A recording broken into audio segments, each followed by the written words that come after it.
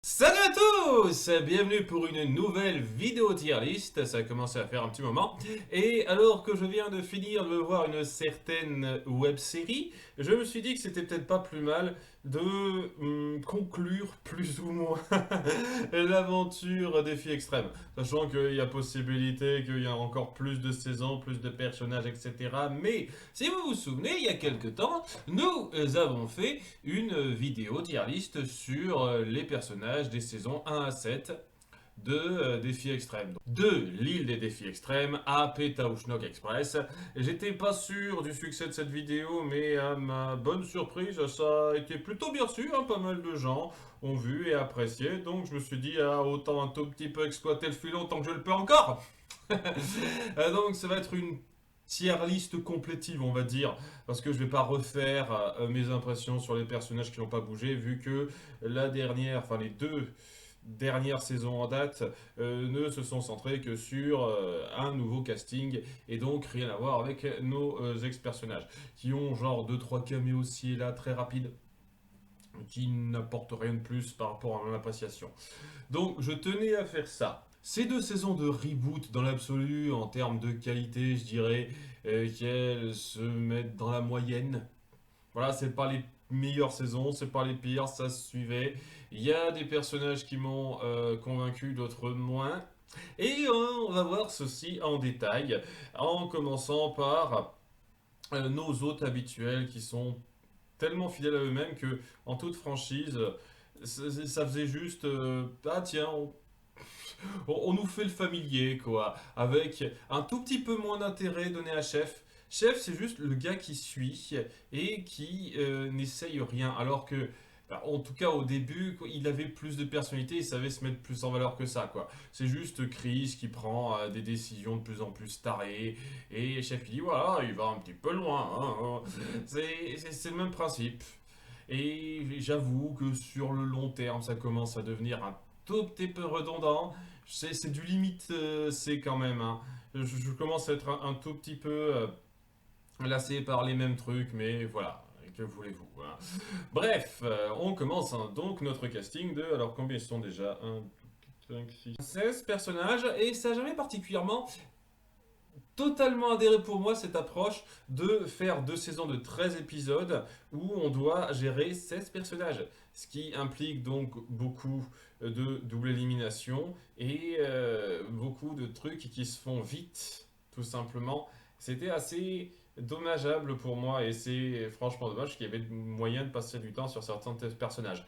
Bon, pour d'autres, j'avoue, c'était pas non plus très poussé, mais c'était un petit peu dommage qu'on n'en ait pas fait plus. Bon, alors, on a pas mal de personnages. Alors, selon les saisons, puisque la saison 1 et la saison 2, c'est exactement les mêmes qui reviennent, qui réessayent. C'est exactement les mêmes. Il n'y a pas de variante, de quoi que ce soit. C'est juste ça. Et donc, l'ordre change selon qui ont choisi. Je pense que c'est elle qui aura été le plus loin à chaque fois, sans doute. Sans doute, ces deux-là sont celles à être allées le plus loin, je pense. Mais on a donc à chaque fois eu des cas un peu différents et souvent un petit peu des gâchis. J'estime que si je remettais le cas gâchis de personnage, potentiel gâché, je pourrais en mettre quelques-uns, mais je vais éviter un petit peu, je vais juste mettre mon appréciation. Et on se lance tout de suite avec Scary Girl. Celle qui a le gimmick d'être complètement tarée et de foutre les jetons. Et elle est très drôle. Et le problème, c'est qu'il savait pas faire grand chose de plus en dehors de ce gimmick, donc elle est partie très vite dans la saison 1 comme dans la saison 2. C'est c'est un peu le truc dommageable parce qu'elle est très marrante et il y a peut-être moyen de faire quelque chose un petit peu plus réfléchi que ça sur le long terme. Et puis si on parle là-dessus, oui, il y a Edith dans les trois premières saisons Défi Extrême qui rendait ça peut-être un petit peu mieux et sur plus de durée quoi. On savait jouer davantage sur le personnage là, ben, c'est un gimmick, c'était une blague bien faite mais qui durait son temps et qui se barrait quoi. C'est pas aller loin, c'est dommage. Je trouve ça dommage. Mais je peux pas dire qu'elle m'a pas fait rire. Ensuite, nous avons MK, qui, voilà, je vais un petit peu dans le désordre. Il y en a qui sont plus importants que d'autres. Mais MK, j'aime beaucoup ce qu'on a voulu faire autour du personnage. Je crois que je la mets en A. Euh, ce côté filou qui essaye un petit peu de manipuler les choses à sa guise, mais qui n'y arrive pas trop et qui se reprend un petit peu le revers de la chose. C'était assez marrant. Son espèce de duo avec Julia dans la saison 2 était très cool. Cette espèce d'amitié dans la filouterie, j'ai envie de dire, c'était très sympathique, même si j'avoue que le problème de conflit qu'elles avaient dans la saison 1 a été complètement passé à la trappe. On a fait comme si c'était jamais arrivé, alors que bon, ça aurait été cool au moins de l'évoquer un tout petit peu, mais bon, telle qu'elle, elle était fun, marrante, et je trouve dommage qu'elle n'ait pas duré plus longtemps que ça dans la saison 1 que dans la saison 2. Elle est allée jusqu'à à peu près la moitié à chaque fois, et je pense qu'elle aurait pu durer plus longtemps. Surtout que Julia a eu les lauriers pour elle pendant un bon moment à chaque fois, et je trouve que limite, ça aurait été plutôt malin d'alterner entre les deux. Faire en sorte que la première saison, ce soit la première qui aille assez loin et que la seconde saison, ce soit la seconde qui aille loin, quoi. Mais bon, tel quel, ça va, hein, j'ai pas de problème grave avec elle.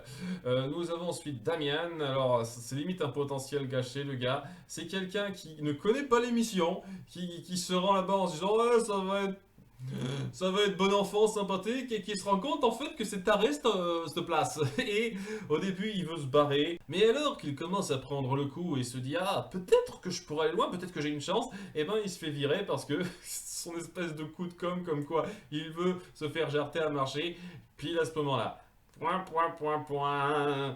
Et c'est franchement dommage parce que c'est le gars le plus terre à terre qui a le plus de capital rattachable de nos personnages, ce qui fait qu'il passe très bien.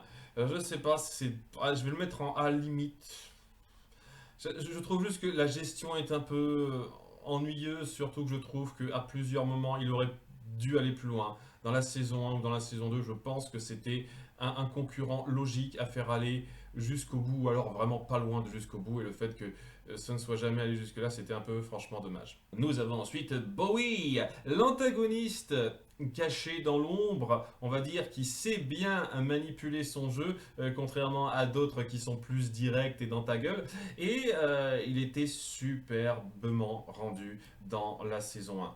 J'ai adoré ces manipulations et le fait que au-delà de ça, ça restait un être humain, vous voyez. C'était pas juste un connard qui faisait les choses de façon malicieuse pour le plaisir. En mode, j'en ai rien à foutre des autres. Le fait qu'il noue une relation avec quelqu'un et qu'on appuie ça de façon naturelle sans en faire trop des caisses, c'était plutôt mignon. Hein, le côté ah là là, c'est un couple gay, je ne trouve pas que ça rende la chose mirobolante, mais c'était plutôt bien fichu. Il y avait un côté relationnel suffisamment joli autour du personnage et malgré tout le côté très vache, manipulateur, calculateur qu'il avait derrière qui passait très bien. Je pense que c'est peut-être mon préféré, enfin ça aurait été mon préféré s'il y avait eu que la saison 1, mais dans la saison 2 il est très vite jarté.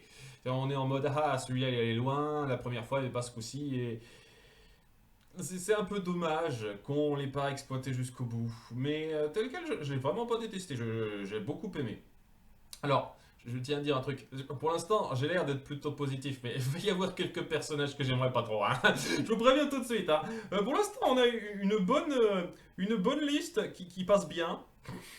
Mais rassurez-vous, ça viendra. Punaise, je viens de me rendre compte, il y a certains portraits qui sont nuls à chier quand même, hein. Je sais pas, bref, excusez-moi. Nous avons ensuite Nichelle, cette espèce de star de film qui... Alors, elle donne l'impression de faire croire aux autres qu'elle est super douée en termes d'actrice action qui fait ses propres cascades, alors qu'en fait, non. Et pourquoi tout le monde croit automatiquement que parce qu'elle figure dans des films d'action, c'est forcément une pro de l'action. Vous connaissez pas le principe de cascadeur, les gars, vous êtes un petit peu cons.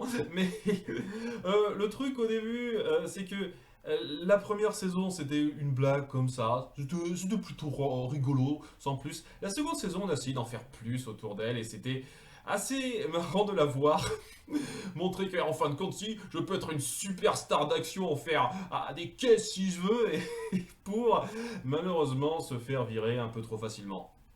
C'est un peu le problème, quoi. Elle se fait virer trop facilement dans la seconde saison, alors qu'elle déchire tout simplement. Mais dans un sens, on ne pouvait pas non plus la faire durer trop longtemps, mais il y avait moyen de la faire partir différemment que ça, quoi. C'est juste des manipulations un peu grossières et faciles qui devraient pas passer aussi simplement, mais bon. Nous avons ensuite Caleb, le beau gosse qui fait pas grand chose dans la saison 1 et qui va beaucoup plus loin dans la saison 2. On peut dire que c'est vaguement une sorte de Justin, si on doit faire un parallèle avec les premières saisons, même si pour moi ça va un petit peu plus loin que ça. Ce qui est intéressant avec Caleb, c'est que au-delà du côté beau gosse qui veut tout faire pour lui-même, il essaye un petit peu de manipuler la gagnante de la première saison et finit par se rendre compte au bout d'un moment que ça va plus loin que ça, qu'il y a quelque chose. Et j'ai beaucoup aimé le couple qui a été fait. Je sais qu'il y a pas mal de gens qui ont du mal avec Priya, j'en parlerai à ce moment-là, mais c'était vraiment joli de le voir un petit peu évoluer de ça. Et c'est dommage qu'on n'ait pas eu grand-chose avant. C'est ça qui est un peu dommage. La première moitié de la saison 2, il était genre, ah, je vais essayer de mettre en place une espèce d'alliance avec une seule personne parce que ça va super marcher avec une seule personne, mon gars, pour m'en sortir mieux. Et une fois que ça va plus loin, une fois qu'on essaie de faire un peu le drame autour de ça, c'est quand même largement mieux rendu pour moi. Et j'apprécie le fait qu'une fois qu'on dévoile la vérité, comme quoi au départ il voulait pas être vraiment en couple avec elle, mais bien entendu au moment où on dévoile ça, il veut l'être. Une fois qu'on a dévoilé ce drame là, et ben aucun des deux ne part directement. Alors, on essaye de faire durer ça un petit moment, de poursuivre le truc. C'est un truc qui m'a un peu plu ça. Alors, enfin bref, ouais, je pense que c'est au B ça, au du B. C'est vraiment dommage que ça aille pas plus loin et que bon, ce soit juste la fin de la saison 2 qui commence à devenir vraiment intéressant. Mais j'ai bien aimé la fin de la saison 2 et c'était le personnage, bah, le seul personnage pour lequel j'étais dans le triplet de fin quoi. C'est c'est dommage qu'on ait eu le gagnant qu'on ait eu, mais on va en parler dans pas très longtemps puisque nous avons Raj et Wayne. Alors, Raj est gay. Ça excuse absolument tous les soucis d'écriture qu'il peut y avoir autour de lui, n'est-ce pas? Je suis désolé, hein, histoire de le dire rapidement. Ok, le gars est un sportif joke, stupide. Enfin, joke, ouais, c'est pas des méchants sportifs, quoi. C'est un sportif neuneux et cervelé qui comprend rien à ce qui se fait et qui participe en n'utilisant pas une seconde sa cervelle. Et c'est pareil avec son pote, c'est pour ça que je les mets ensemble, parce qu'ils ont une dynamique de pote, hein. Lui, il est pas gay, mais lui, il l'est, et il y a cette espèce de petit non-dit entre eux parce qu'il ose pas l'avouer alors que lui il s'en rend bien compte que oui. Ah mais je suis son pote, il devrait me dire qu'il est gay, hein. C'est la partie un peu marrante je trouve dans la façon particulière d'aborder l'homosexualité pour la première fois dans cette série. C'est-à-dire que ouais, l'homosexualité, on fait comme si c'était un gros morceau, quelque chose d'important, mais au bout du compte, les gens veulent juste savoir quoi. Ils veulent juste dire ouais, je suis super content d'être ami avec un gay, c'est pas grave, etc. Et regardez deux personnes gays qui s'embrassent, c'est trop mignon, hein, en particulier, vous voyez, ça se marre un peu de ce statut spécial qu'on veut donner, alors que c'est pas spécial particulièrement, c'est juste deux personnes, et puis voilà. J'ai bien aimé cette partie-là. Et donc, ça rendait plutôt bien, mais au-delà de ça, voilà, c'était deux andouilles qui faisaient leur idiot, qui n'étaient pas méchants, hein. Donc ça va, ils passaient moyennement, mais jamais plus que ça. Et je trouve franchement gros qu'il y en ait un des deux qui soit allé plus loin que ça. Et je trouve déjà bizarre que ce soit un de ces deux-là qui finisse dans le final de fin pour la seconde saison, mais que ce soit lui en plus. C'est-à-dire pas la personne qui est un chouïa plus réfléchi que l'autre, parce que bon, il a un, on va dire, deux trois neurones de plus, Raj par rapport à Wayne. Pas beaucoup, mais au moins deux trois neurones de plus. C'est. Lui, il fait tellement pas le café. Mais c'est comme d'autres cas, comme Gontran dans la première saison. Vous voyez, je peux pas comprendre comment, d'un point de vue dramatique, je veux dire, d'un point de vue histoire, à scénario, c'est acceptable comme grand finaliste qui doit rester jusqu'au bout, ça. Ça fait vraiment pas pour moi, mais bon, ouais, je les apprécie quand même un petit peu, hein. On va dire que je les mets un tout petit peu au-dessus de ça, mais je trouve qu'aucun des deux n'avait clairement le niveau pour aller si loin que ça. Bien, nous avons ensuite Emma et Chase. Ah, vous pensez que je suis pas encore assez plein? C'est parti! Chase est le pire personnage de cette saison, hein. Pas de la série, j'irai pas tout à fait jusque-là, mais c'est le pire personnage. Un connard fini qui n'est pas foutu de comprendre que lorsqu'il met la vie de quelqu'un en danger, en mode ah, t'as vu, c'est une farce pour les caméras, et ben c'est bien, c'est pas bien. Il est pas foutu de comprendre ça. Son ex a beau lui dire, tu sais, t'as failli me coûter la vie avec ton prank pour ton émission de podcast à la con. Ça lui vient pas en tête. Il dit, ah mais c'est normal, on fait toujours des trucs dangereux. Insupportable. Il est toujours buté dans cette idée-là et pas foutu de comprendre le truc. Et le fait que la saison 1 en particulier essaye de mettre Emma euh, en mode prête à lui pardonner dès lors qu'il fait le moindre effort, quoi, le moindre geste dans sa direction, et que elle vient interpréter des gestes comme tels, c'est vraiment lourd, en fait, c'est vraiment lourd, quoi. Ce type est juste un demeuré. Un demeuré accro au podcast saoulant qui est pas drôle une seule seconde et qu'on veut juste voir jarter. Et c'est franchement dommage pour Emma parce que je pense que dans d'autres circonstances, avec le tempérament qu'elle a, le côté je suis prêt à en donner, etc., elle aurait pu me plaire beaucoup. Mais étant donné qu'elle se définit beaucoup trop au travers de sa relation avec ce connard-là et que ça la plombe à de nombreux moments, surtout à la fin de la saison 1 où elle croit qu'il s'est excusé alors qu'en fait non. Oui, c'était un quiproquo complètement naze, ça m'a vraiment saoulé. Elle m'a saoulé à rester accrochée à ce type, alors qu'elle, je pense, valait beaucoup mieux que ça. Donc, ouais, je la mettre dans le C parce que je trouve qu'elle a beaucoup de moments qui passent bien, mais je veux pas aller plus loin que ça, hein. J'ai vraiment beaucoup de mal avec leur couple. Millie, alors je sais pas le problème du gars qui a fait ce portrait. Genre, c'est quoi son truc? Oui, oui, elle est grosse, c'est bien, mais elle a un visage aussi. Peut-être que tu l'aimes pas trop, le personnage. Je dois être une des rares personnes à trouver le personnage acceptable, à la limite du B, dans le sens où j'ai beaucoup aimé sa relation avec Priya. Au départ, c'est quelqu'un qui est là pour étudier un petit peu ces jeunes accros à ce type de contenu, télé-réalité, podcast, etc., etc., en les voyant un peu comme des bêtes de foire, on va dire.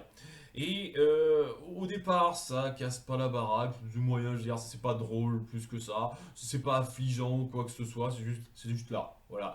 Mais une fois qu'elle noue quelque chose avec Priya, il y a quelque chose de très sympathique qui se met en place. De très sympathique qui malheureusement souffre de quelques moments un petit peu grossiers dans la mise en scène. Le côté pas foutu d'attraper des pièces, c'est complètement con à un moment donné, 3 épisodes de la fin.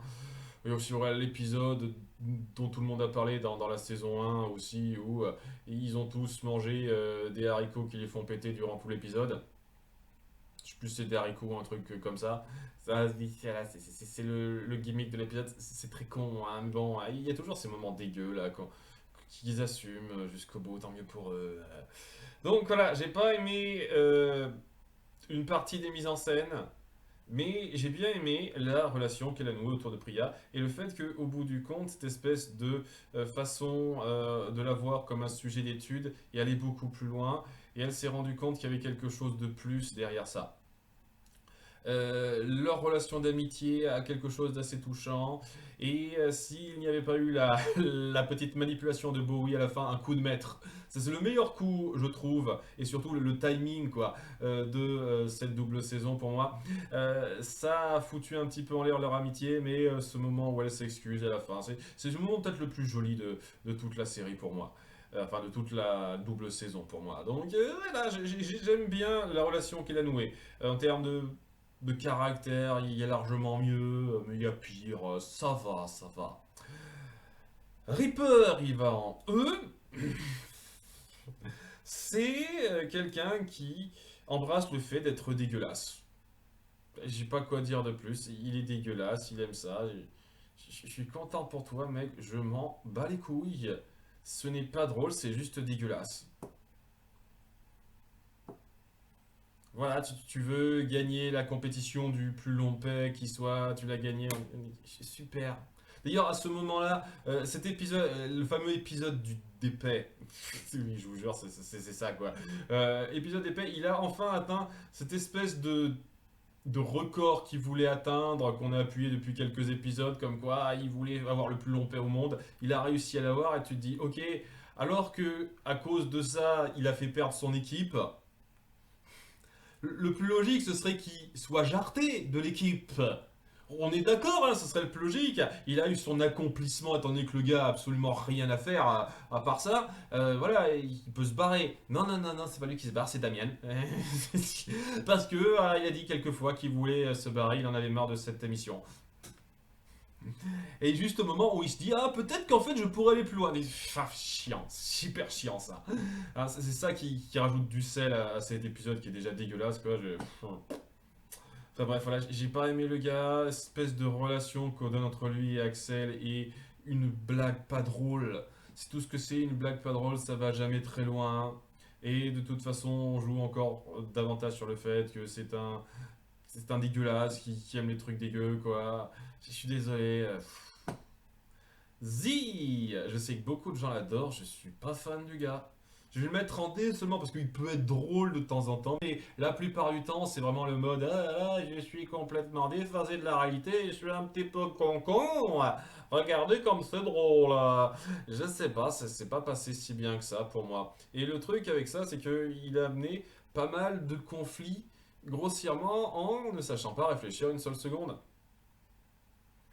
Le fait qu'il ait duré si longtemps que ça, alors qu'il est vraiment incapable, surtout dans la saison 1, quoi, où tout le monde se rend compte à quel point c'est un abruti fini et c'est pour ça qu'il le vire. Je vais lire pourquoi, à ce moment-là, si vous vous êtes rendu compte dans la saison 1, vous l'avez fait durer aussi longtemps. Je me pose la question, hein, comme ça, rapidement, hein, mais bon. Et ensuite, Axel,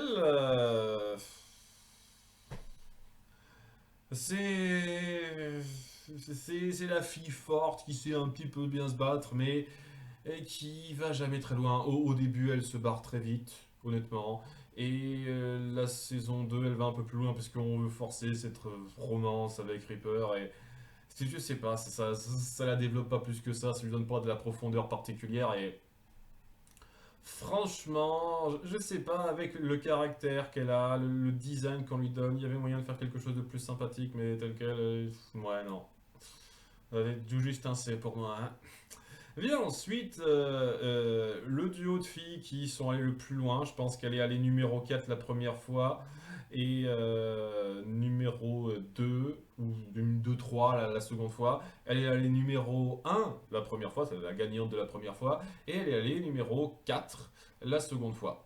Donc voilà, ces deux-là sont allés le plus loin possible et je les adore toutes les deux. Elles sont très sympathiques, je vais les mettre au-dessus de Bowie, pas beaucoup. Parce que il y a une.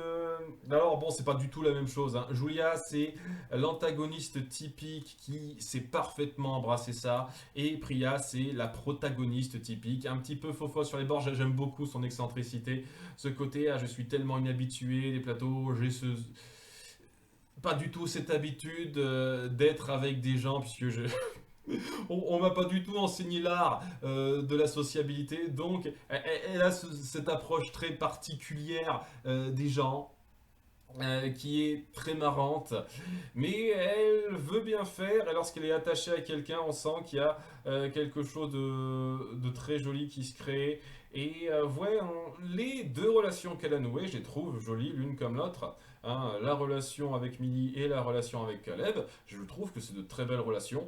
Et j'aurais pas été contre même qu'elle ne gagne pas un petit peu ça, parce que le truc autour de Priya, et c'est peut-être la seule chose que je pourrais lui reprocher, c'est peut-être pour ça que je vais le mettre juste derrière Julia, c'est que elle a été élevée toute sa vie pour être une championne de défis extrêmes. C'est-à-dire ça existe depuis tellement longtemps maintenant qu'il y a des gens qui peuvent donner naissance à leurs enfants qui grandissent suffisamment pour participer aux nouvelles saisons. C'est vous dire à quel point c'est présent depuis longtemps ce truc-là.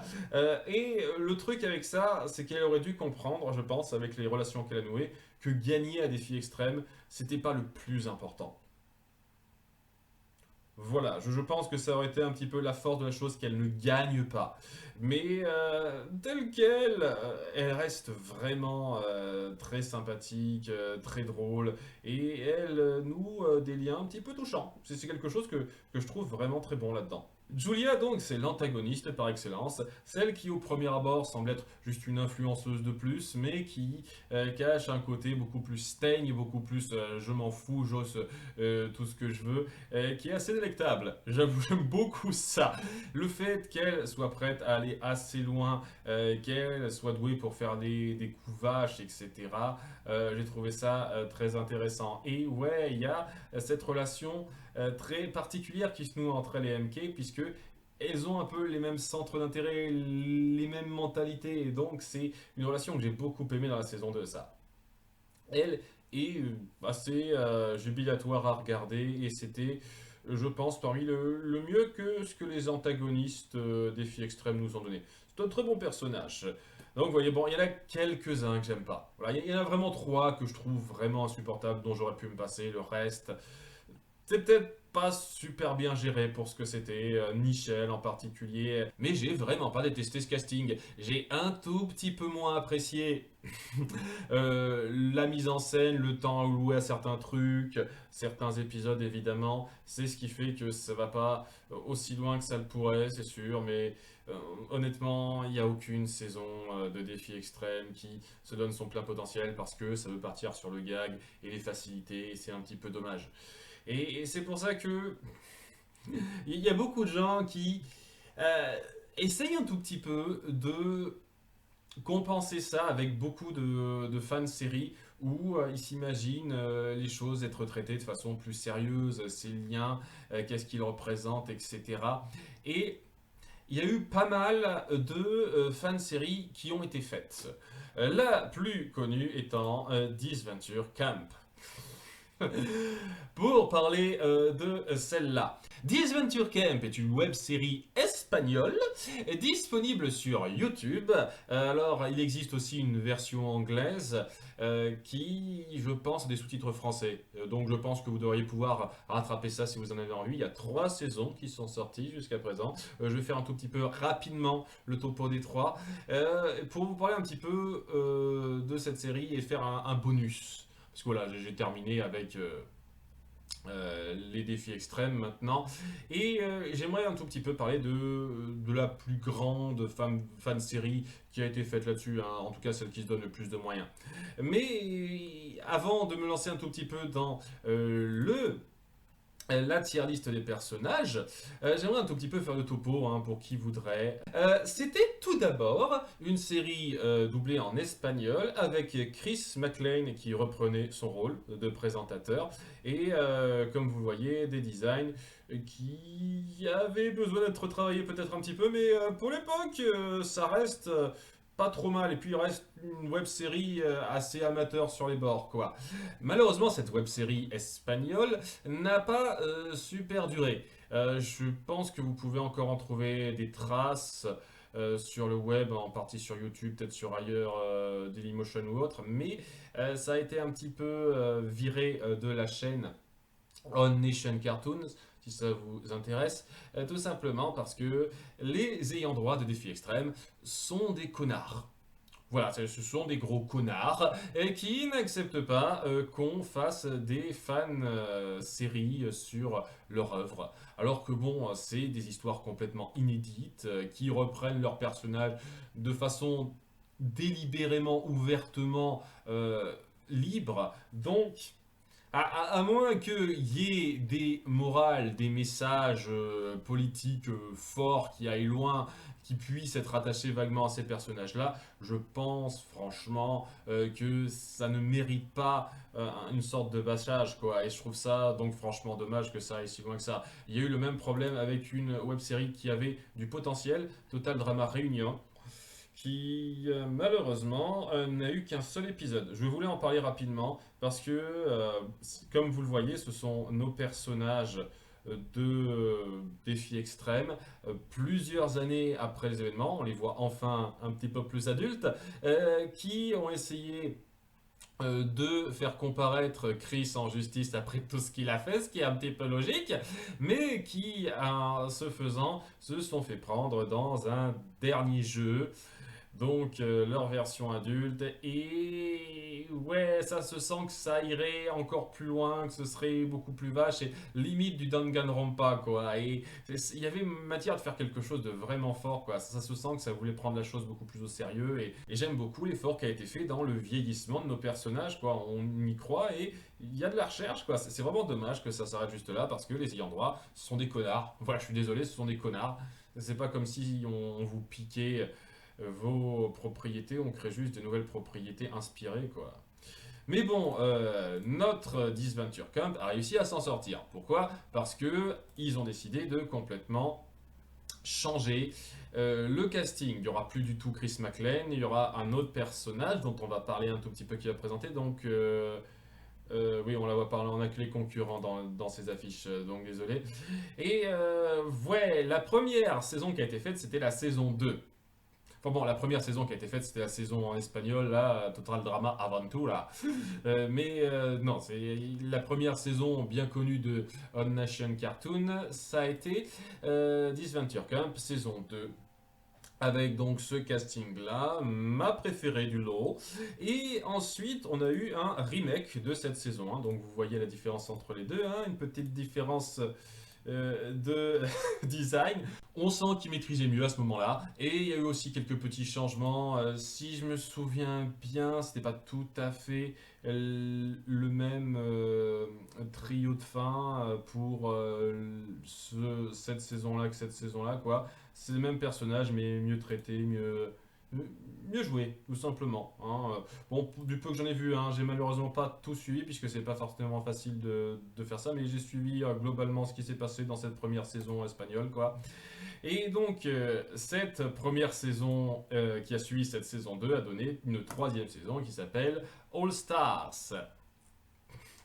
Un peu réminiscent d'une certaine saison de défis extrêmes, qui reprenait une bonne partie des personnages de la saison 1 et une bonne partie des personnages de la saison 2 pour les faire lutter ensemble par trois groupes. Et ouais, c'était un petit peu leur moment le plus ambitieux, et c'était la pire saison pour moi. Je vais avoir l'occasion de m'y pencher en détail, parce que dans cette liste qu'on va traiter, nous avons tous ces personnages qui apparaissent avant ici, qui ne réapparaissent pas dans la saison 3, et donc tous ceux-là qui réapparaissent dans la saison 3. Et disons que cette deuxième réapparition, pour une partie d'entre eux, a un tout petit peu modifié mon appréciation, hein. Mais bon, on aura l'occasion d'en parler. Mais trêve de blabla, trêve de blabla, trêve de blabla, lançons-nous dans la revue des différents personnages. Et j'aime beaucoup parce que j'ai même pas à m'embêter à retenir leur nom puisque c'est indiqué. Ça fait plaisir. Sachant que je sais pas du tout qui c'est ces personnages-là. C'est peut-être des personnages créés sur une autre web série qui a été faite en parallèle que j'ai pas suivi, j'en sais rien. Il y a aussi une nouvelle saison qui est un petit peu à part de ça, mais qui reprend le personnage de Crystal et d'autres. Peut-être que c'est ça, j'en sais trop rien. Vous savez quoi, je m'en fiche, on va pas les compter ceux-là, hein. Je sais pas qui c'est, hein, je ne les connais pas. On va vraiment se centrer sur nos personnages mis en avant dans les 3 saisons de This Venture Camp. Et je vais essayer de faire ça relativement vite par rapport à l'autre cas. Nous avons Derek et Trevor, qui sont donc le premier duo à présenter ça. Un qui est plus positif, l'autre qui est plus à se plaindre, plus bougon. Et je sais pas, Trevor est plus marrant que Derek. On essaye de lui donner un peu de développement assez trognon dans la saison 3 que je déteste pas. Le fait qu'il fasse dans une sorte de trafic qui donne pas l'impression d'aller très loin, j'ai toujours trouvé que ça faisait un peu grossier dans la saison 1. C'était pas super bien rendu, je trouve, mais ça justifie un petit peu la présence de Tom, on va dire, et ce qu'il essaye de faire. Néanmoins, je les mets tous les deux en D, avec une petite préférence pour Trevor. Nous avons ensuite Jensen, donc je me souviens plus vaguement du gars, c'était le conducteur du bus et surtout le mec gros bras qui gérait le trafic avec eux. C'était un gros bras qui était un tout petit peu marquant, mais à peine, quoi. Je le mets en C. Nous avons ensuite donc les présentateurs des saisons suivantes, sachant qu'ils participent aussi à la saison 3, avec Crystal. Alors un truc intéressant avec Crystal, et c'est quelque chose qui défend dans la nouvelle saison, que j'ai vu vraiment de très loin, quoi, c'est que on essaye un tout petit peu d'appuyer, sans donner une seule fois son nom de famille, que ce serait peut-être un peu la fille de Chris qui essaye de poursuivre un petit peu sa carrière, mais qui doit apprendre à ne pas être aussi cruel que lui. Il y a quelque chose de très sympathique, surtout dans sa relation avec Oliver, qui est un participant de la saison 2, un interne dans la saison 1 et le manager dans la saison 3. Donc il a pas mal de casquettes, le gars. J'aime bien le petit développement qu'on fait autour d'elle, qui doit apprendre à ne pas être juste cette espèce de boule de cruauté. Je trouve que vous avez rien fait du personnage dans la saison 3. Je trouve même que vous l'avez dégradé. On lui donne une petite amourette rapide avec Derek qui n'a pas des masses d'alchimie pour moi. On l'a fait vaguement chuter vers ses anciennes voix, mais Oliver, elle lui dit rien par rapport à ça. Mais elle s'en fout à la fin puisque elle veut complètement lâcher le truc. Elle est hôte de l'émission depuis 2 saisons seulement. Elle se dit waouh, on a suffisamment bossé, il faut qu'on passe à autre chose. Je délègue maintenant totalement. Et je me dis waouh. Pourquoi? D'où ça sort? De nulle part. Donc ouais, j'ai un tout petit peu de mal avec ça. J'ai pas des masses apprécié son développement dans la saison 3 elle. Hein. J'ai pas le pire qu'on ait fait, mais j'ai pas apprécié. Oliver, il est gentil. Il est gentil. Son petit lien avec Crystal et le fait qu'il essaye un peu de lui faire voir la bonne voie, j'apprécie ça, mais au-delà de ça, il est gentil. J'ai rien à dire sur le gars, je le trouve plat, quoi. Mais il est pas plat, affreux ou quoi que ce soit, il est plat, oui. Il est gentil.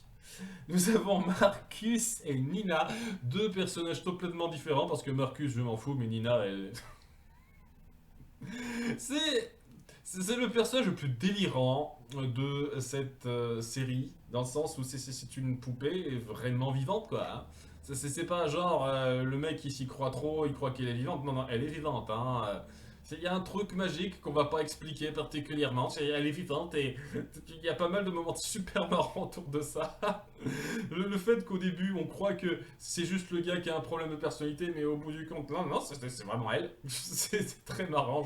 Je mets ça en A, je mets en ça. C'était suffisamment bien fait en termes de mise en scène, même si c'est un petit peu fou, what the fuck sur les bords. Et elle reste fidèle à elle-même, enfin les deux restent fidèles à eux-mêmes durant toute la série. Nous avons Emily, nouveau personnage dans la saison 3 qui était intéressante au début, mais qui est retombée en mode connasse qui veut se venger sans la moindre réflexion. Mais vraiment, genre, ah, je vais foutre en leur émission en balançant des scorpions géants sur les participants dans la dernière épreuve. C'est ça ta méthode pour foutre en l'air l'émission? T'as rien de plus recherché? Ok, très bien. C'est vraiment y aller en mode bourrin, j'ai vraiment pas aimé ça. Le fait qu'elle ait du mal avec l'émission, qu'il y ait quelque chose d'intéressant autour d'elle sur le fait qu'elle essaye d'avoir un job, mais étant donné qu'elle travaille pour un peu des connards, quoi, elle va pas très loin. Donc je sais pas, j'appréciais ça au début, mais sur la fin c'était beaucoup trop grossier. Je la mets vraiment en bas du C, hein. Vient ensuite les personnages de la première saison qui ne sont pas réapparus dans la troisième. Commençant par Will, qui m'a pas du tout marqué. C'est Oliver en un tout petit peu. En encore plus oubliable, quoi. Le mec, il est gentil, il est fort, il est gentil. Il y a une petite relation avec Ashley qui en toute franchise n'est pas très marquante. Ashley qui est beaucoup plus intéressante, on va en parler. Donc oui, c'est déjà ça. Nous avons ensuite Drew, quelqu'un qui ne parle pas, c'est pratique pour le doublage parce qu'il n'y a pas besoin de doubleur pour celui-là. Son gimmick de toujours dessiner, écrire ce qu'il a à dire, c'est pourquoi pas. Mais c'est quelqu'un qui soutient, qui essaye d'aider. Et je ne l'ai pas détesté, voilà, c'est du B-, ça va. Nick et Lil ne m'ont pas du tout marqué. C'était juste les victimes pour Fioré dans la saison 1 en fait, quoi. Genre on va se faire avoir bêtement, on réfléchit un tout petit peu mais pas plus loin que là, et puis on est viré quoi. C'était ça les Nick et Lil, donc j'ai pas des masses de choses à dire dessus à part qu'ils existent. Et ensuite nous avons Dan, alors très sympa le gars. Je vais le mettre en haut du B pour l'instant. Il essayait d'être un soutien pour les autres. Il a fait pas mal de choses. Il était du genre un peu réfléchi. Et c'est un peu dommage qu'il n'ait pas duré plus longtemps que ça. Je pense que c'est un de ceux qui méritait d'aller plus loin. Je vais être un peu méchant avec un certain personnage plus tard qui est allé loin dans la saison 1 et qui est adoré par beaucoup. Mais en attendant, voilà quoi, c'est normal qu'on n'ait pas repris la plupart de ces personnages-là parce que c'était pas les plus marquants qui soient. Mais voilà, s'il y en a un de ces cinq-là qui méritait d'être repris pour la saison 3 en plus des autres, c'était Dan pour moi. Nous avons donc ceux de la saison 2 qui ne sont pas réapparus dans la saison 3. Compliqué, hein? C'est compliqué. Avec d'abord Carol, c'est Eva en. C'est Eva, je suis désolé, c'est Eva. On essaie un tout petit peu de faire une sorte de lien moral entre elle et Ria que j'ai pas détesté dans cette saison 2. Mais au-delà de ça, c'était juste Eva, quoi. Et ouais, c'est très limite. Hein, c'est vraiment bas du B aussi, celle-là. Kai, son gimmick aurait pu être un tout petit peu marrant si le doubleur avait eu un micro un tant soit peu convenable. Je pense que tout de suite, le micro de ma caméra est mieux que celui de Kai. Hein, je pense sincèrement que ça rendait mieux. Mais bon, je sais pas, il y a pas aussi de grands peps dans la façon de faire passer cette espèce de hippie. Oh là là, tout est paix, tout est lumière, blablabla. C'est bas du C, il m'a pas dérangé particulièrement, mais je trouve que dans l'interprétation, il y avait matière à faire quelque chose de mieux. Et il n'a pas duré longtemps. Maggie, c'est un peu dommage parce que j'aurais vraiment aimé qu'elle aille plus loin dans cette saison 2. Et bon, peut-être qu'elle soit reprise dans la saison 3, mais non.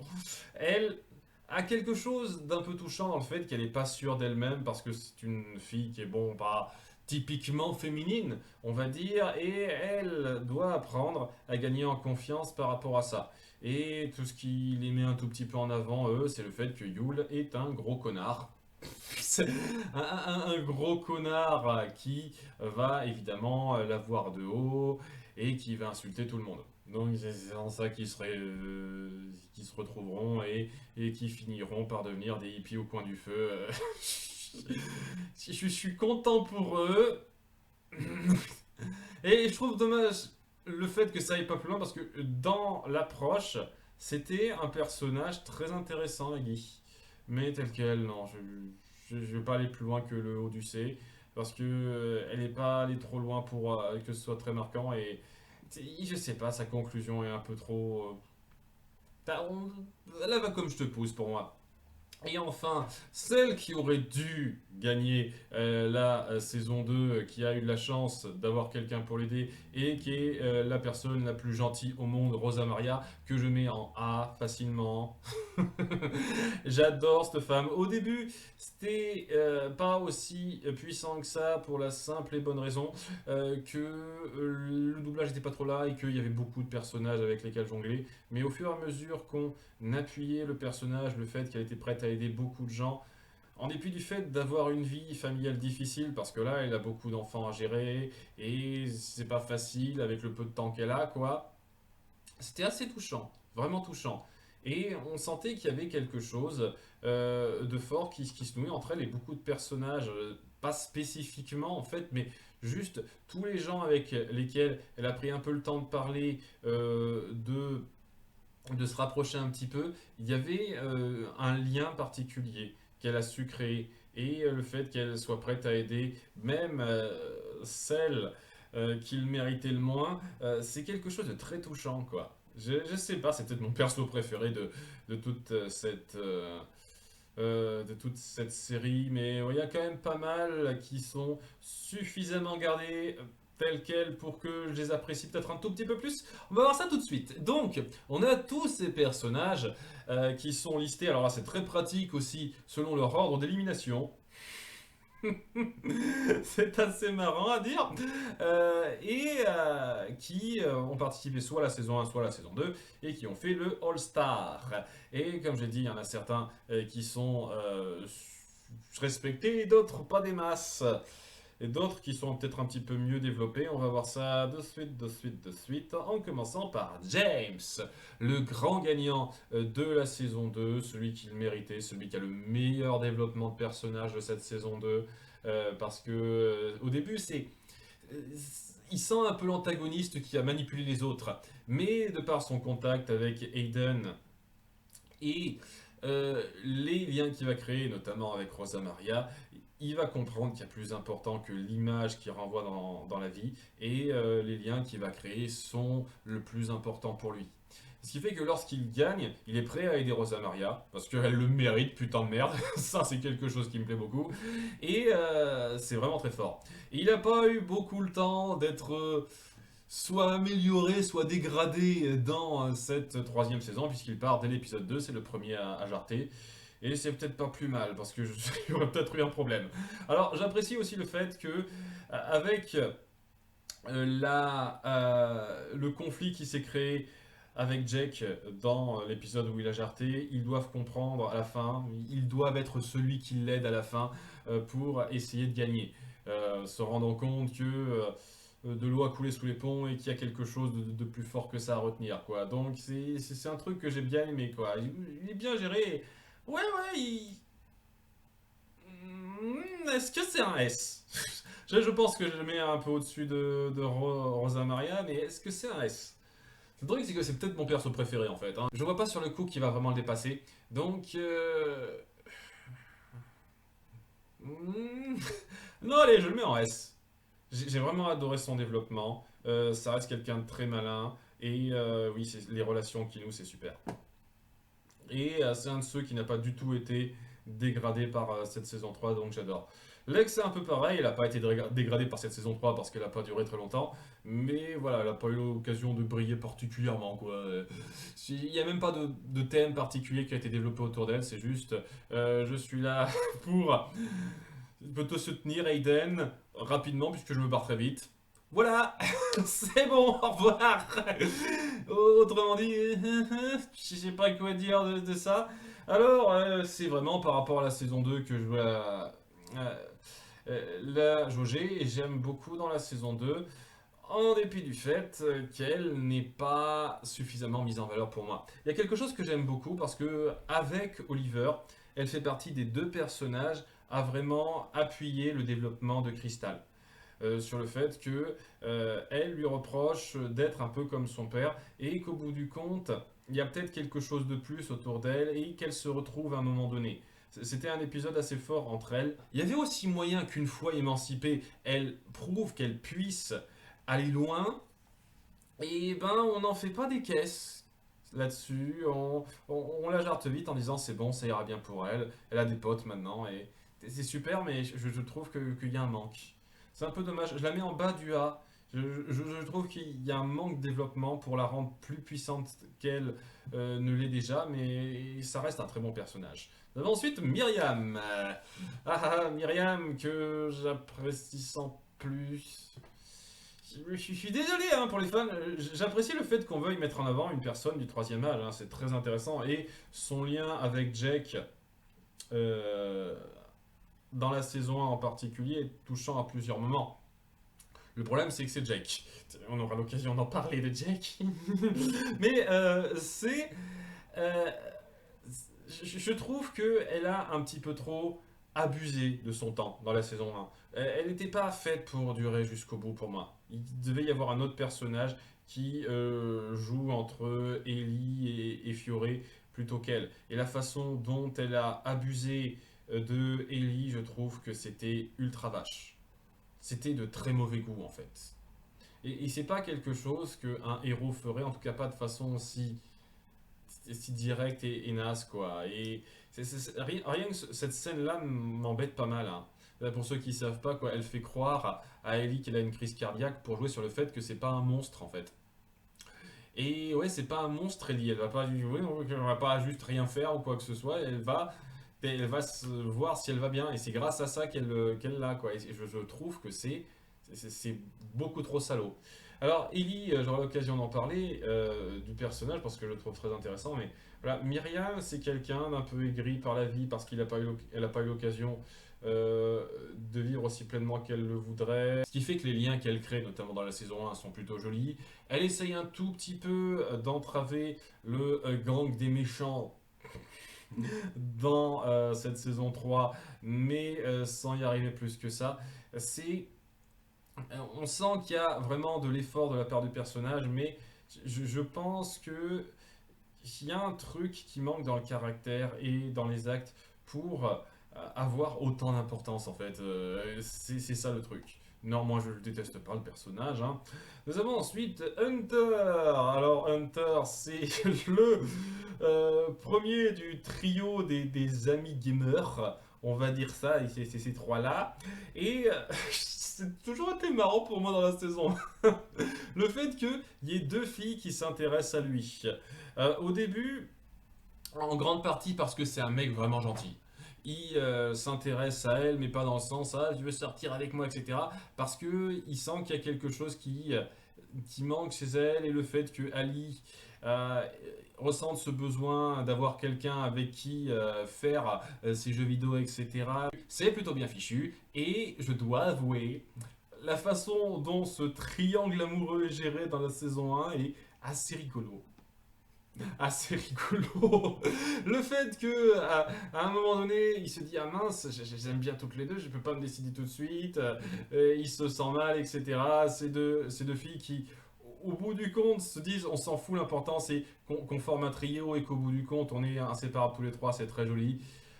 Je suis pas particulièrement fan de la façon dont ça a été géré, cette gestion de trio dans la saison 3.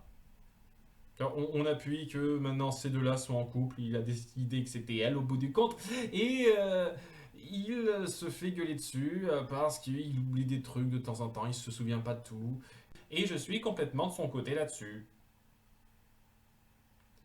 Si vous vous attendez à un mec qui soit parfait, qui fasse tout comme exactement vous le souhaitez, eh ben je suis désolé, vous n'aurez pas ça. Et c'est pareil dans l'autre sens au passage, hein. Si vous attendez d'une femme qu'elle fasse absolument tout comme vous le souhaitez, arrêtez de vivre au pays des bisounours, les gars, hein. Il y a des trucs, il faut quand même faire quelques concessions envers la personne avec laquelle on est la plupart du temps, hein, sauf si on a beaucoup beaucoup de chance. Et c'est le truc qui me gêne un petit peu de la part d'Ali, cette espèce d'obsession qu'on lui donne qui la rend un peu abuvable à plusieurs moments. Pas seulement autour de Hunter, d'ailleurs, étant donné que ces deux-là partent assez vite, ça va vraiment être Ali qui essaiera de s'en sortir un peu sans eux et qui va partir d'une sorte de spirale qui me plaît pas des masses. Donc, Hunter en lui-même, j'ai toujours de la peine pour lui. Je l'apprécie bien, je le mettrai en haut du B. Mais je sais pas, je trouve pas qu'il ait été grandement développé de façon intéressante dans cette saison 3 pour aller plus loin que ça. On en parlera avec Tess aussi, qui est un peu plus intéressante, même si je trouve qu'il y a des choses qui sont un peu sautées, mais bon. Nous avons ensuite Fioré, la grande méchante de la saison 1, que j'adore. Elle est géniale en tant que grande méchante, mieux que la grande méchante de la saison 2, on en parlera dans un certain temps. Oui, ce côté petite fille innocente qui au bout du compte est une sale garce, qui voit tout le monde de haut, qui veut manipuler tout le monde, j'adore, j'adore. C'était génial la façon dont c'était géré, la façon dont elle arrive à avoir pas mal de gens comme ça.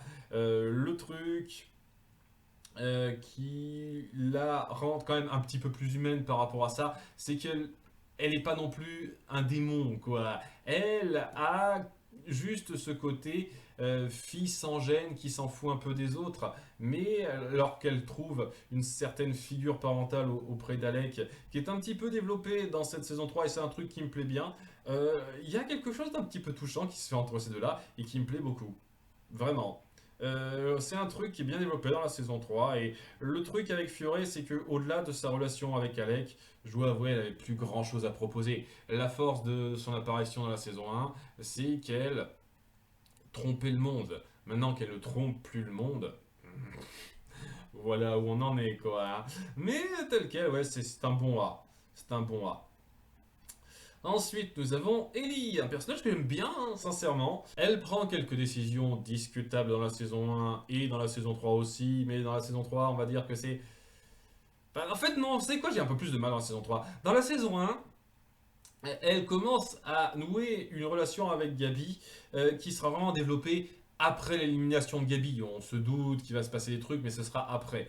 Ce qui fait que le côté je suis une fille qui a besoin d'argent parce que mes parents sont pauvres et le fait de devoir faire des tas de jobs à mi-temps, ça m'épuise, ça m'éreinte. J'aimerais enfin trouver un moyen d'alléger tout ça, c'est rattachable, vraiment franchement rattachable. Et grâce à ça, ça permet de justifier une partie de ses décisions sur le fait que c'est un jeu où elle doit manipuler les choses et prendre des décisions difficiles, même si c'est pas quelque chose qui lui plaît dans l'absolu plus loin. Et c'est un truc que j'ai beaucoup plus apprécié de ce que j'ai suivi dans la première version de la saison 1. Parce que la seconde version de la saison 1 on a donné un petit peu moins et ça partait sur quelque chose de moins satisfaisant à la fin, je trouve.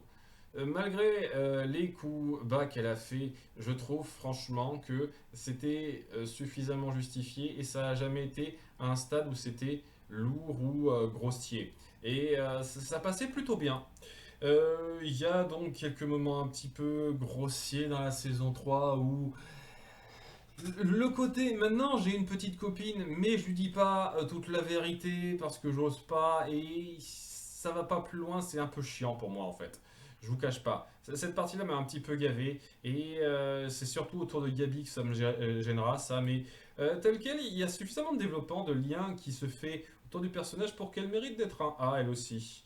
Je la mettrai là, ouais. Ellie est pas mal développée, elle prend son temps donc j'apprécie beaucoup ce qu'on fait autour d'elle.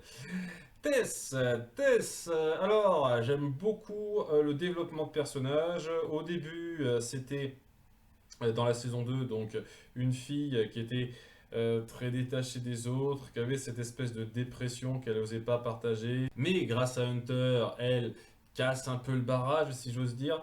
C'était assez touchant, ça, cette espèce de relation qu'elle a créée. Et lorsqu'elle revient dans cette saison 3, c'est pour passer un petit peu de temps avec ses amis parce qu'elle s'en fout un petit peu de l'argent. Et oui, ça se sent. En fait, maintenant, c'est plus devenu la psy du groupe. Elle essaye d'aider au mieux, en dépit du fait qu'elle est prise dans un étau de choix de merde porté par des personnages au caractère, on va dire, un petit peu lourd. Hein. C'est la partie un peu gênante de la chose, mais ce n'est pas du tout de sa faute. La seule chose que j'ai à reprocher au personnage, c'est le fait qu'on la développe de dépressive à psy d'une saison à l'autre, qui aurait mérité peut-être un chouïa plus développé.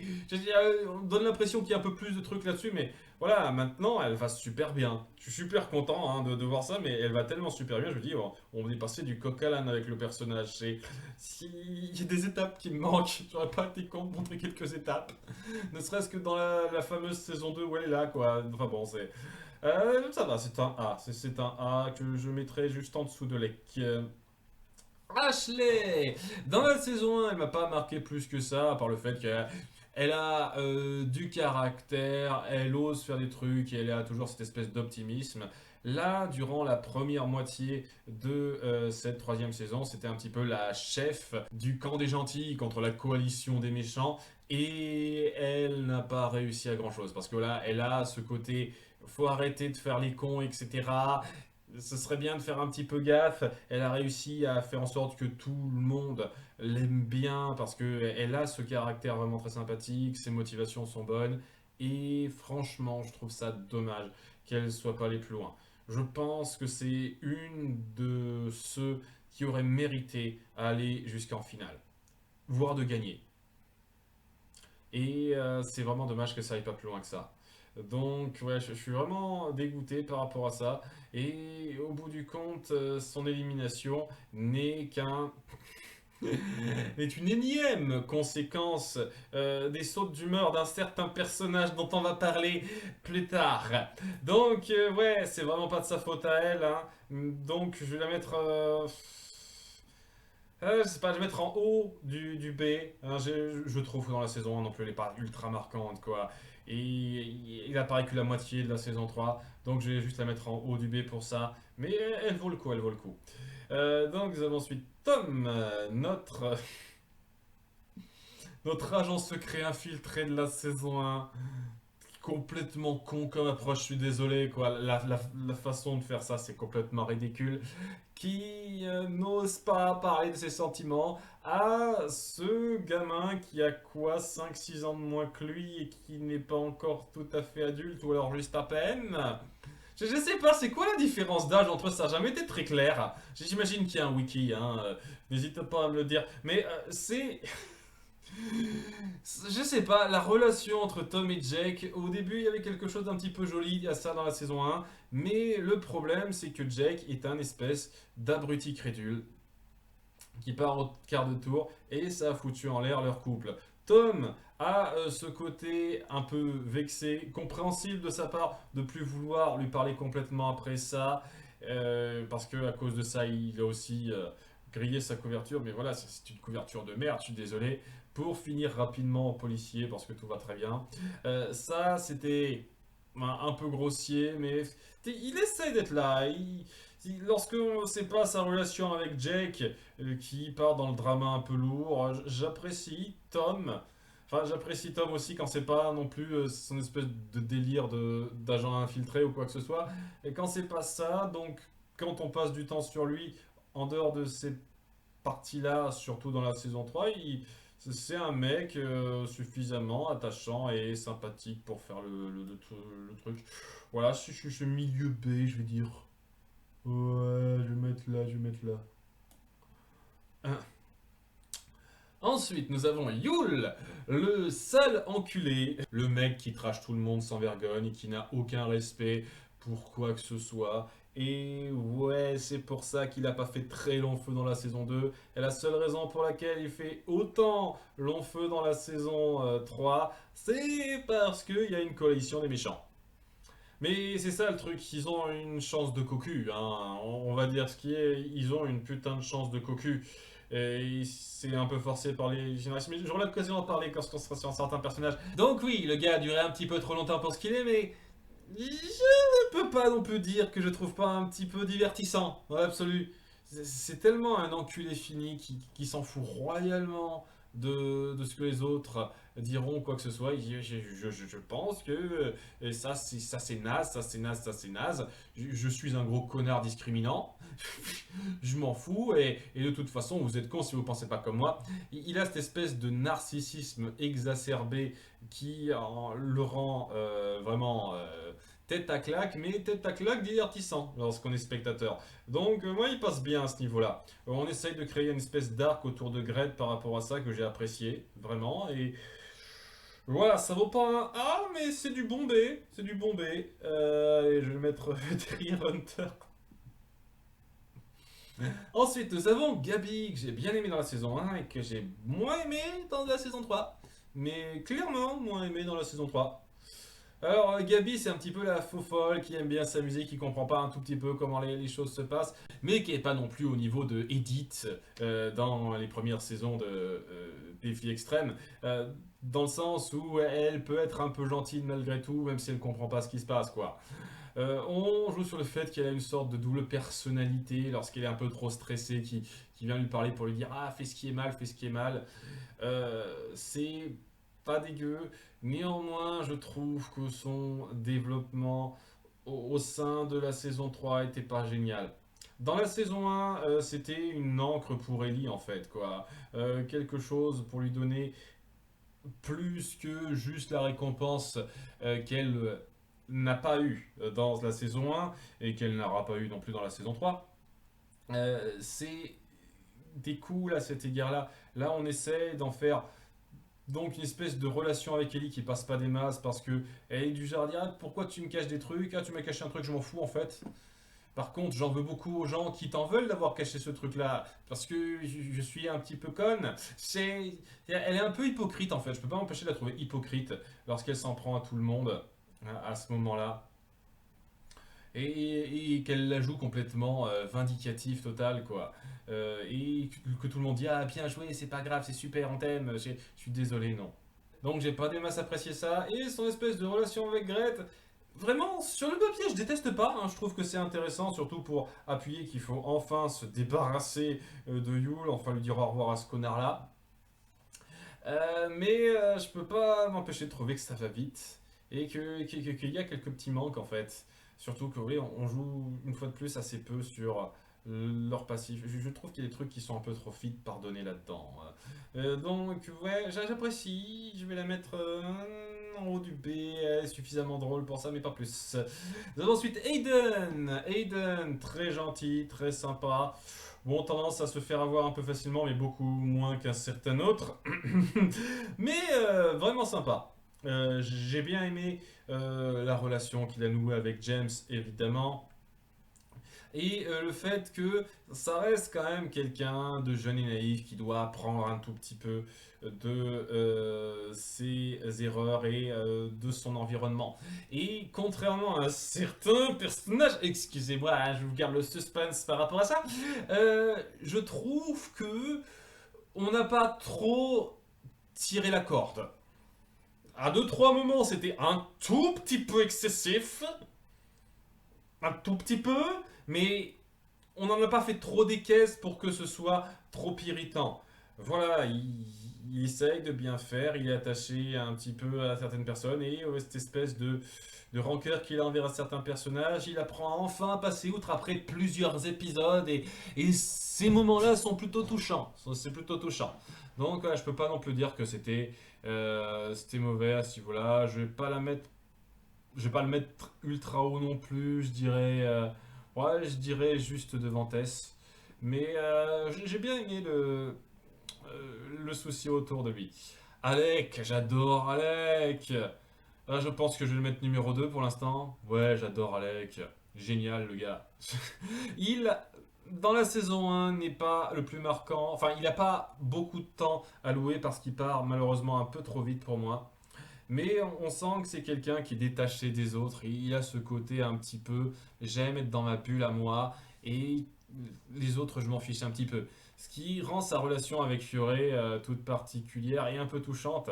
C'est pour ça que j'aime beaucoup le duo qu'on crée autour d'eux.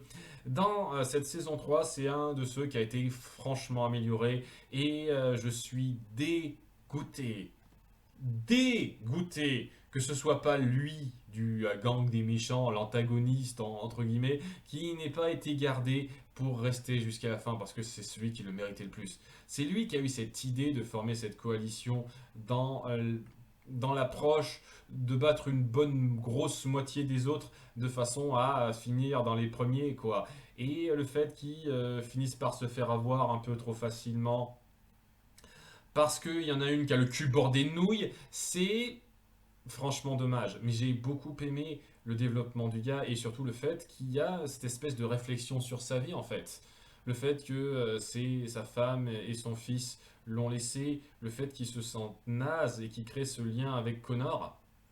Ce gars qui, au premier abord, semble avoir réussi là où il n'a pas réussi, alors qu'au bout du compte, il y a plus de points communs que ça entre eux. C'est vraiment touchant, quoi. Il y a vraiment quelque chose de très bon, quoi, dans les relations qu'il crée, quoi.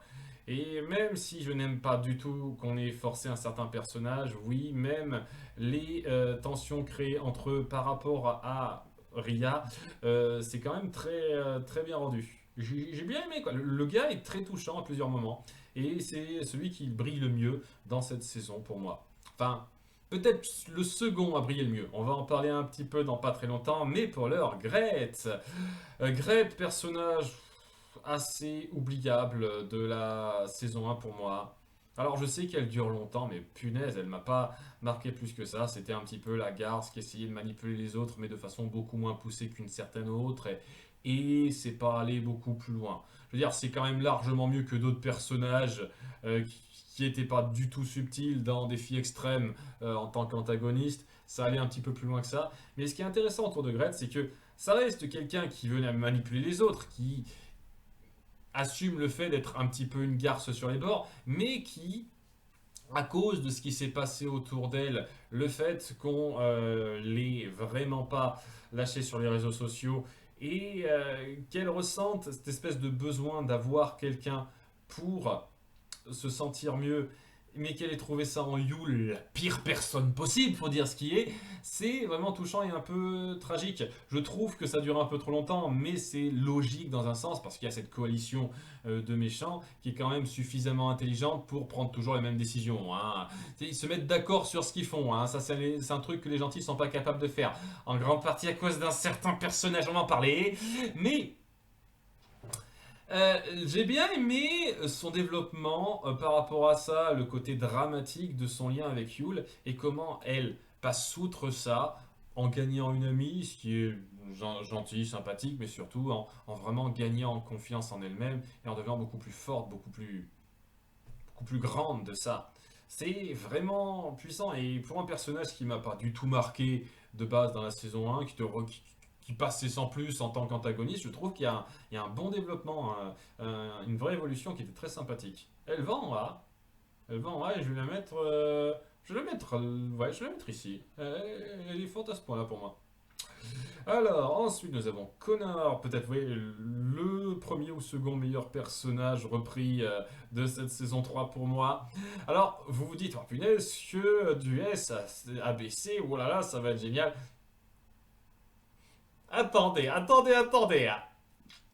Si je n'aime pas cette saison 3, il y a une raison bien précise, on va en parler. Mais pour l'instant, Connor, il y a quelque chose d'assez fort dans l'idée que il essaye d'être cette figure paternelle pour un peu tout le monde, quoi.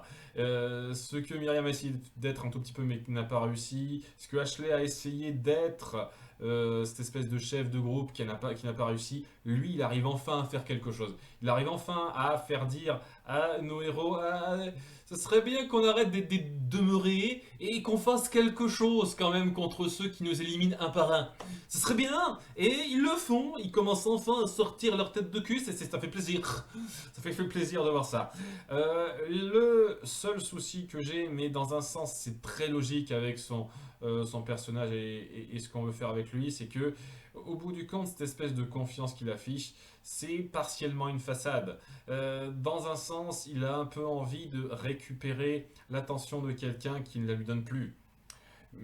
Et même si ce quelqu'un est une sombre merde, et qu'elle ne mérite pas du tout cette espèce d'ulcère que tu te donnes, Connor, je trouve que c'est très bien fichu dans la mise en scène dramatique.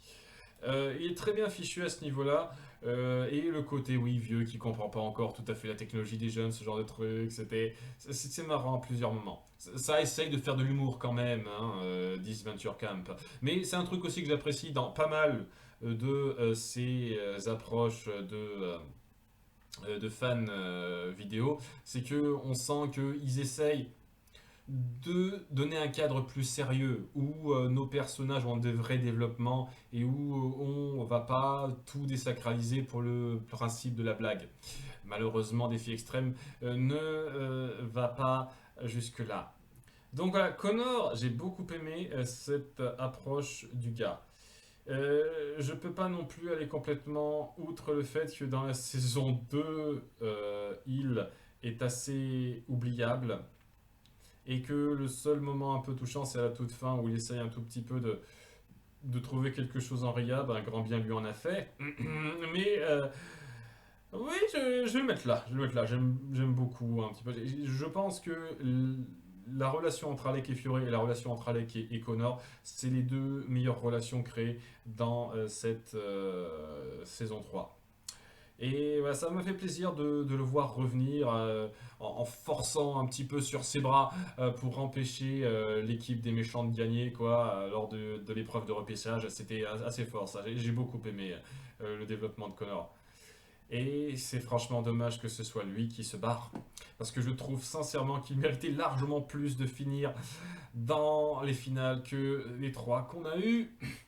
Ces trois-là ne méritent pas une seule seconde la place qu'ils ont eue.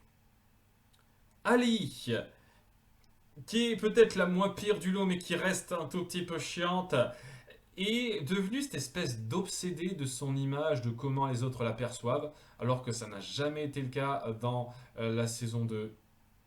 Il y a un truc, il y a une sorte de contre-coup qui a été fait autour du personnage de Ali que j'ai jamais compris en fait. Dans la saison 2, il y a quelques personnes qui ont reproché 2-3 trucs et j'ai pas des masses compris. Je veux dire, Ali, ça va quoi? Où est le problème avec Ali? Elle est géniale. Elle est là pour appuyer nos personnages. Bon, elle n'apporte pas grand-chose globalement à l'intrigue, mais elle apporte beaucoup au trio entre nos trois personnages dans la saison 2. Et c'est super. Par contre, dans la saison 3, c'est devenu cette espèce d'obsessif de son image qui s'en prend à Hunter parce qu'il ose ne pas aller totalement dans son sens et ne pas être d'accord avec tout ce qu'elle dit. Et elle noue cette espèce de rancœur complètement aveugle envers quelqu'un au point d'être complètement conne. Je vais le dire franchement, la raison principale pour laquelle nos méchants ont réussi à aller aussi loin, c'est pas que c'était ultra malin, enfin bon, c'était une chose à faire, bien entendu, de se rallier, etc. Mais c'est pas qu'ils ont été ultra malins, c'est que nos héros ont été stupides. En particulier ces deux-là. Ah, je vais en parler de Jake une fois de plus, mais Ali se fait avoir stupidement lorsque Ria vient la voir alors qu'elle sait qui c'est Ria, quoi. Et elle sait que c'est une connasse qui, à la fin de la saison 2, a pas hésité à laisser quelqu'un à sa mort pour gagner. Ce qui, au passage, aurait dû être la base pour une attaque en justice et le fait qu'elle finisse en prison, mais bon, j'imagine que doit y avoir des clauses dans le contrat qui fait qu'elle est protégée, j'en sais rien. Mais c'est une connasse finie. Et que sur les derniers épisodes, elle soit encore en mode « Ah, je crois possiblement ce qu'elle me dit, c'est n'importe quoi ». Je veux dire, l'avant-dernier épisode où elle fait une dernière manipulation pour la montrer contre Jack, ma grande, réfléchis, connasse! Réfléchis, espèce de connasse! Comment tu peux croire une seule seconde que c'est pas une manipulation de Ria? Depuis le début, elle arrête pas de vous tromper, elle arrête pas d'être sa connasse, quoi! T'as vu ce qu'elle a fait à Connor? Il y a 2 épisodes de ça, et t'es en... chiant, quoi! Je suis désolé, l'âge n'excuse pas un tel niveau de conneries. Je suis désolé.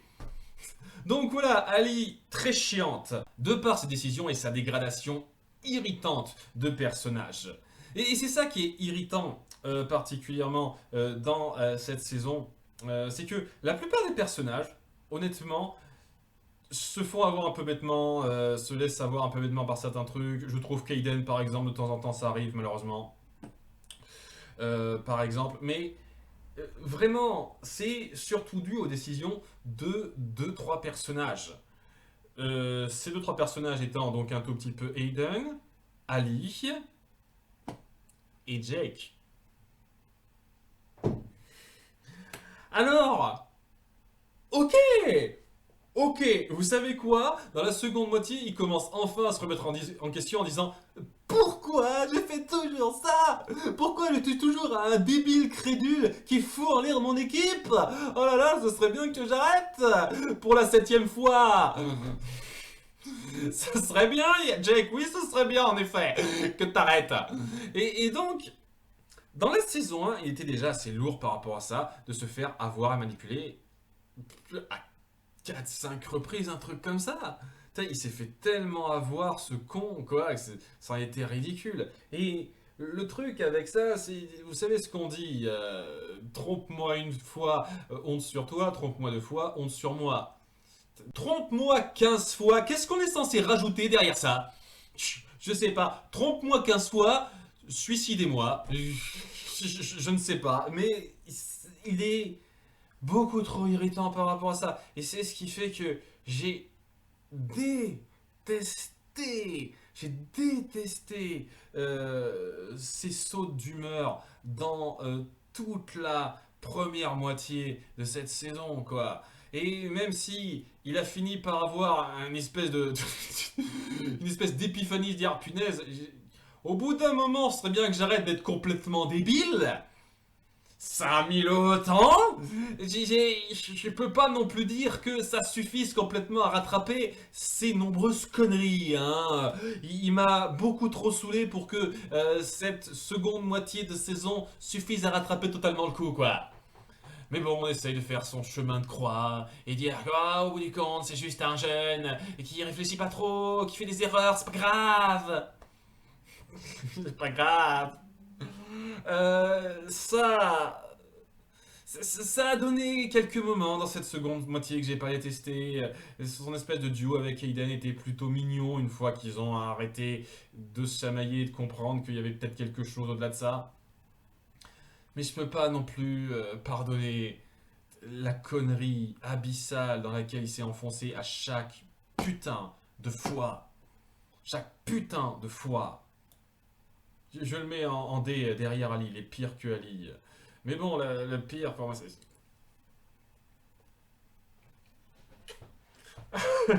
Excusez-moi, il faut que je me prépare mentalement. Je vais éviter de trop gueuler. Ria. Alors dans la saison 2, Ria est un personnage que je ne déteste pas. Je trouve juste que son développement est pas super bien géré et qu'il y avait moyen d'amener ça un petit peu mieux. Au début, elle est fade, hein, on va dire ce qui est. Ria est fade. Il y a ce lien avec Connor qui est un petit peu mignon, mais voilà, Connor part assez vite. Faut dire ce qui est, Connor part assez vite. Hein. Et donc, après coup, elle est en mode, bah, il y a Rosa Maria vraiment gentille qui est là pour l'aider, qui serait un ange une fois de plus, pour lui sortir un tout petit peu la tête de l'eau, mais elle est en mode qu'est-ce qu'il faut que je fasse? Elle passe sous le radar de tout le monde parce que tout le monde s'en bat les couilles d'elle. Pour qu'au bout du compte, on finisse par nous faire cette espèce de développement, notamment autour du personnage de Carol. Elle est où Carol Je l'ai mis quelque part, Carol, elle est où celle-là voilà. Qui lui fait comprendre qu'il ne faut pas hésiter à écraser les autres si on veut aller loin.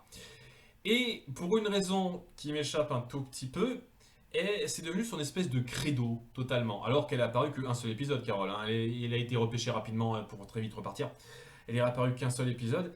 Et c'est devenu son nouveau credo. Et elle est devenue une espèce de garce manipulatrice, prête à aller ultra loin, mais ultra loin au stade où c'en était waouh, t'as des vilains du jour qui se tortillent la moustache presque. Hein.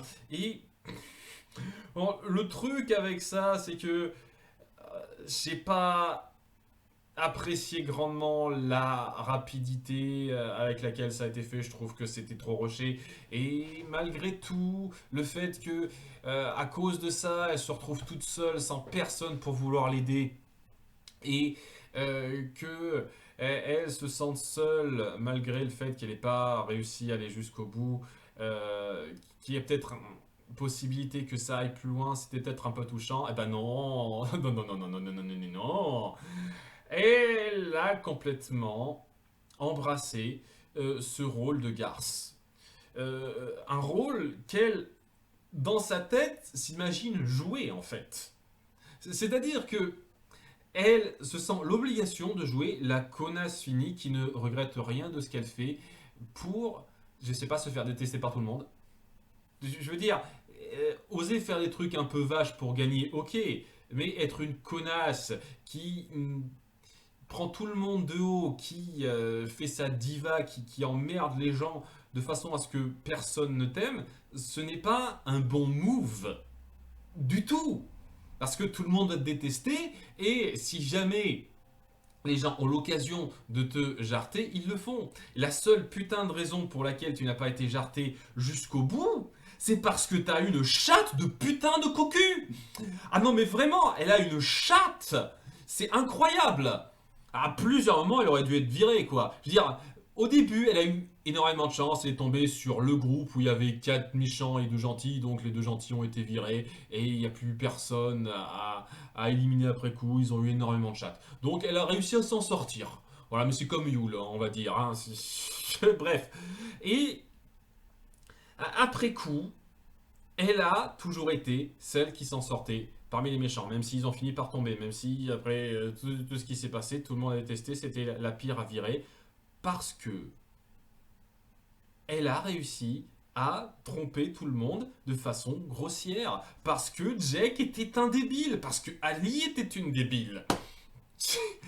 Et lorsque elle se comporte en connasse finie, lorsque elle manque d'estropier Connor,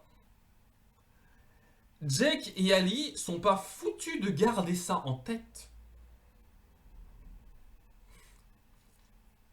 Et foutent en l'air l'occasion de se débarrasser d'elle.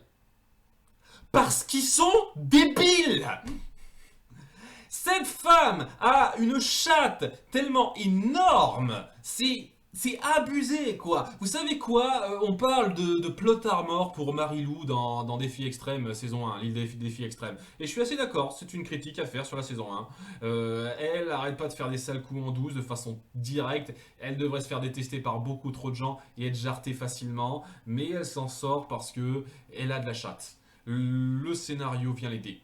Ria, c'est pareil, en 3 fois pire. Facilement 3 fois pire. Elle n'aurait jamais dû aller aussi loin. Et le fait qu'elle aille aussi loin, qu'elle ait cette espèce de caractère de diva insupportable, qui est même pas drôle en tant que gros méchant à détester, quoi. Je veux dire, Yule, c'est un méchant tête à claque qui est un peu marrant à détester. Elle est juste irritante à détester, quoi. Et le fait de l'avoir continuellement, constamment progresser alors qu'elle n'aurait pas dû, alors que la chatte est toujours avec elle, alors que nos personnages sont débiles, c'est la chose qui m'a le plus irrité quoi. Cette saison 3 était une irritation constante à cause de Ria.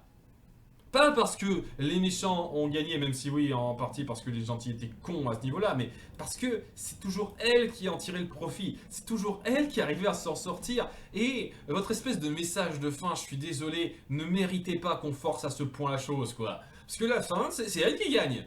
Tu te dis, ah ouais, tiens, le grand Jack, après avoir retenu ses erreurs au bout de 7-8 fois, et il va se dire, ok, je vais me rattraper en gagnant contre elle, mais non, vous croyez que c'était ça, mais non, non, non, non, non. C'est la méchante qui l'emporte. Mais le message derrière ça, c'est que avoir de l'argent, ce n'est pas pareil qu'avoir des amis. Et donc elle est toute seule. Lorsqu'elle quitte l'émission en disant c'est bon, je ne peux plus jouer ce rôle, alors qu'au bout du compte, elle a joué, et elle n'a pas joué un rôle. Elle a été la connasse qu'elle est au fond d'elle. Parce qu'on ne peut pas accepter d'aller si loin que ça pour en faire autant. C'est n'importe quoi. C'est n'importe quoi. Je, Ça ne suffit pas. Cette espèce de message comme quoi elle a de l'argent et maintenant elle est toute seule et triste, alors que les autres ont leurs amis et sont proches. Oui, et quoi et Ashley, elle va se faire foutre. Elle va perdre sa ferme parce qu'elle a pas d'argent. Et Ellie, elle va continuer de faire ses petits jobs et vivre durement. Mais on s'en fout quoi, parce qu'elle a une amie, une nouvelle amie rapidement et une copine. On est content. Niquez-vous quoi. Putain de merde quoi, le fait que vous ayez forcé un personnage aussi lourd à rester jusqu'au bout, qui ne méritait pas une seule seconde, à aller aussi loin, c'était la chose la plus irritante que vous ayez fait dans toute cette série quoi. Et c'est le truc, c'est la cerise sur le gâteau de cette saison 3. Voilà, comme vous le voyez, il n'y a que trois personnages que j'aime pas. Et c'est surtout comment ils sont gérés dans la saison 3. Parce que si c'était que dans leur saison d'apparition, en toute franchise, je les détesterais pas, hein. Même Jake, je trouverais vaguement acceptable, on va dire. Serait dans le C, quoi. Mais voilà, je les détesterais pas. Mais leur gestion dans cette saison 3, le fait que ce soit eux qui aillent aussi loin alors qu'aucun ne le mérite, c'est vraiment la chose qui m'a particulièrement gavé, quoi. Donc, ouais, c'est là que se termine ma tier list. Alors, je reviens un tout petit peu en arrière pour que vous ayez un petit peu la vision. Ouais, James, c'est mon préféré. Mon préféré, James, y a pas photo. Alec en numéro 2, je pense que c'est logique. Rosa Maria, génial. Fiore, Connor, Ellie Graham. Oui, ces personnages-là, nickel. Et Ria, le pire. Largement, largement. Je vous remercie d'avoir suivi. J'espère que cette vidéo vous aura plu. À très bientôt. Bye.